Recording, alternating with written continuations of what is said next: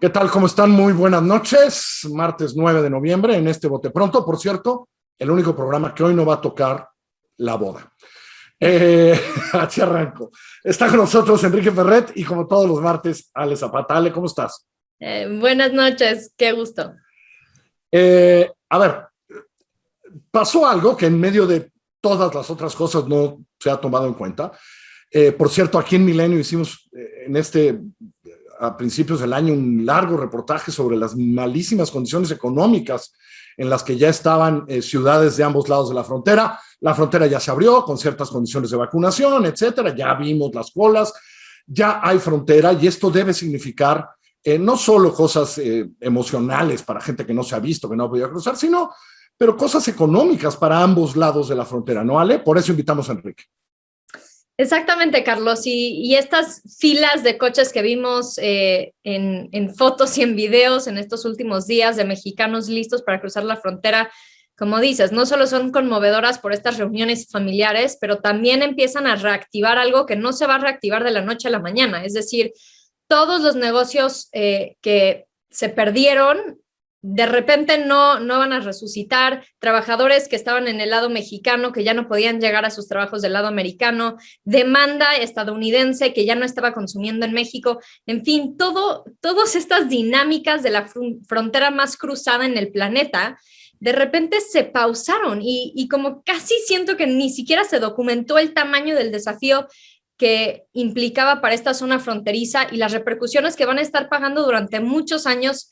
Enrique sabe de esto más que nadie, entonces gracias, Enrique, por acompañarnos hoy.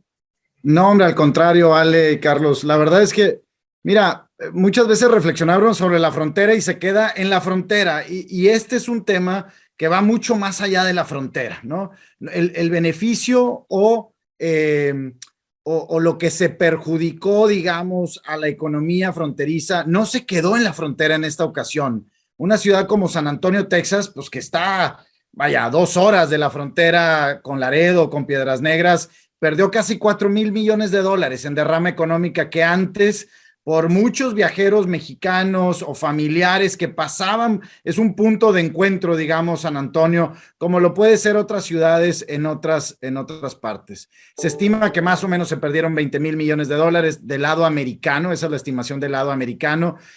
Vaya, cuando lo hablas de una ciudad como Eagle Pass, Texas, ¿no? O como, vaya, esta parte de San Isidro que pertenece a San Diego, pues es enorme. O sea, estás hablando de toda la economía o de gran parte de la economía comercial, digamos, del comercio ahí. Entonces, eso por la parte económica. La otra reflexión que yo creo que tendríamos que hacer, Carlos y Ale, es si tuvo que haber sucedido esto, o sea, si nos tuvimos que haber esperado 19 meses, porque como ya pasaron y ya se reabrió, pues dice, bueno, pues ya, ¿no? Ya estamos en la normalidad, entre comillas, porque los que pueden cruzar ahorita pues son solamente vacunados 100%, pero no tuvo que haber sido así. Sí. O sea, hubo cartas incluso de demócratas escribiendo al presidente Joe Biden diciéndole, abre esto. Por favor. Y eso estamos hablando de a principios de este año. O sea, nos fueron aplazando mes a mes por casi 12 meses. O sea, la primera apertura fue de septiembre del año pasado, ¿no? Y es curioso porque veíamos en las páginas estadounidenses de medios como con todo y este cierre, Texas de repente se iba para acá, California tuvo su crisis hace un año, Arizona de repente era el que estaba creciendo y decía, oye, ahí sí no le echen la culpa a mis paisanos porque nos dejan pasar, ¿no? ¿Vale? Exacto, afortunadamente no pudieron culpar a México porque seguro hubiera sido una ruta de salida fácil. Este fenómeno de seguir aplazando y aplazando en donde no había certidumbre, entonces era muy difícil para que de ambos lados pudieran planear hacia el futuro porque casi que hacían un anuncio de a lo mejor en un mes y se sentía que todo el mundo preparaba todo y ya casi sucedía y de repente volvían a aplazar y entonces todos los planes se quedaban otra vez en pausa. O sea, esto fue casi peor que haber anunciado hace 19 meses que iba a tardar 19 meses, ¿no? La incertidumbre es el peor de los enemigos económicos, pero también en ese caso familiares, ¿no? ¿Cuándo voy a poder cruzar? ¿Cuándo voy a poder ir a ver a mi familia? Y la incertidumbre, y aquí la otra reflexión que tenemos que hacer es, vaya, estuvimos muchas veces, dijimos, bueno, no, esto no tiene que ver solamente con el COVID. arrancó como una medida sanitaria en los Estados Unidos que les funcionó también a Estados Unidos para contener el tema migratorio. Y eso hay que decirlo con todas sus letras. No era solamente el tema de COVID sanitario, sino también había temas o implicaciones migratorias. Porque cuando Estados Unidos dice no puede pasar nadie que no cuente con visa de residencia americana, ciudadanía americana o industria esencial, ¿no? Vaya, sea lo que eso sea, pues entonces estás dejando del otro lado de la frontera también a gente que a lo mejor podía venir a solicitar asilo, refugio, etcétera. Entonces sí fue una medida también de Estados Unidos que empieza con Trump y luego también la administración Biden dice esto nos está ayudando a contener ciertas olas de crisis migratorias. Y entonces y tal vez, Enrique, también de droga, porque muchos pasan en coches normales, escondidos, adaptados, etcétera, todos los días por ahí, ¿no? A lo mejor también tuvo un poco que ver con eso. Dijeron, espérame, a lo mejor esto nos ayuda, ¿no? Definitivamente, la verdad, Carlos, no he visto los números y vaya, son números pues muy complicados de medir porque pues es cruce o paso ilegal de drogas, pero definitivamente ahora, lo que sí hay que decir, una nota positiva de estos 19 meses de cierres fronterizos es que el comercio nunca se vio afectado. O sea, sí hubo una colaboración entre los gobiernos que permitió que el comercio, 200,000 camiones que cruzan todos los días de México a Estados Unidos a México con estas cadenas de suministro integradas, eso no se vio afectado. Incluso, pues el comercio lo hemos visto principalmente en manufacturas creciendo de México hacia Estados Unidos. El comercio, fronterizo, digamos, la demanda y oferta, el tema de pymes, las cadenas ahí locales, esa definitivamente se vio afectada, ¿no?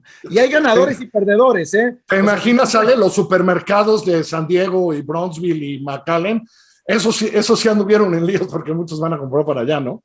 Y como en todo, ganadores y perdedores, Carlos. Si tú vas y preguntas a los comercios en Tijuana o en las partes mexicanas, te dicen, oye, a mí me fue muy bien porque el que antes iba a comprar al supermercado americano por un tema, porque ahorita ya los productos son los mismos, los que tiene el lado americano-mexicano, pero pues por un tema de paseo familiar, etcétera, se quedaron, en este caso en Tijuana. Entonces, a tiendas departamentales, a tiendas de comercio, los supermercados les fue muy bien. Ahora, yo siempre les decía, siempre hemos dicho que la frontera es este ente integrado, es una sola comunidad. Eso es lo que nosotros decimos los fronterizos. Entonces, de repente, a uno de mis brazos se empieza a poner muy fuerte porque el otro se empieza a debilitar. Eventualmente a este le va a ir mal. O sea, en el largo plazo, mi brazo fuerte, puesto que mi brazo débil ya no funciona, al brazo fuerte también le va a ir mal. Entonces, era cuestión de tiempo de que eso se ajustara y nos empezara a ir mal a todos, ¿no?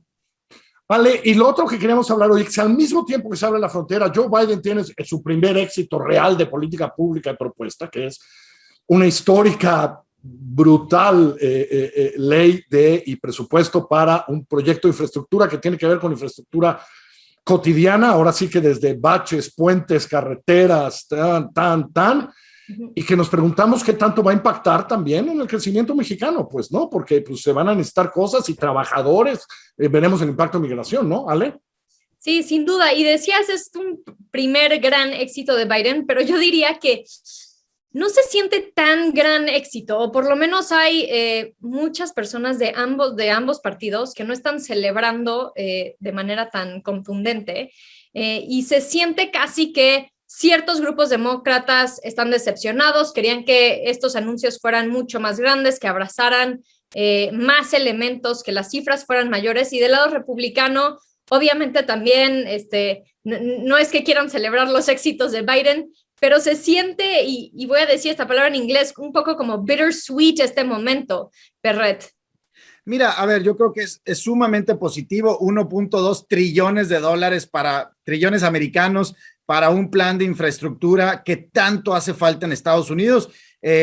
Muchos republicanos dicen, bueno, esto lo fue pavimentando Donald Trump, y me parece que sí. Donald Trump empezó desde su campaña a hablar de estos aeropuertos americanos, presas, represas, que no se les había inyectado recursos por muchos años, y ante la competencia con China o con Asia en general, Estados Unidos se fue debilitando mucho en su infraestructura. La gran infraestructura de estas carreteras enormes que dio paso a la industria de los coches, etcétera, se tiene que renovar. Definitivamente Joe Biden tenía un plan mucho más ambicioso de casi 3 trillones que abarcaba esta parte social, todo el tema de infraestructura social. Eso no fue aprobado, entonces empezaron algunos demócratas. Pero está un poco en pausa, ¿no? ¿O ya está completamente perdido? Mira, está en ya pausa. pasaron esta, ¿no? Se ve difícil que pasen otra, ¿no? Es correcto, muchos se quedan satisfechos con esa y ya no va a haber un momentum para la otra. Eso me parece a mí. Vamos a ver qué pasa. Ahora, estamos hablando de 110 billones para puentes y para carreteras. Estamos hablando de 7.5 billones de dólares para puro tema de recargas de coches eléctricos. Estamos hablando de casi 25 billones de dólares para puertos, que eso abarca la frontera México-Estados Unidos, que tanta falta y tanta inversión le hace y que va a ayudar a México, Carlos. ¿Qué impacto ves en la economía mexicana a través de todo esto? Es decir, evidentemente, trabajadores, algo pasará con trabajadores, no sé si impactará qué tal, no, aunque no haya un programa de trabajo temporal, pero en términos de economía, de intercambio económico, esa cantidad de gasto. Mira, México sí tiene un programa de trabajadores temporales, es el país que manda más trabajadores temporales a Estados Unidos, 250,000 al año, principalmente al agro y algunos no agro.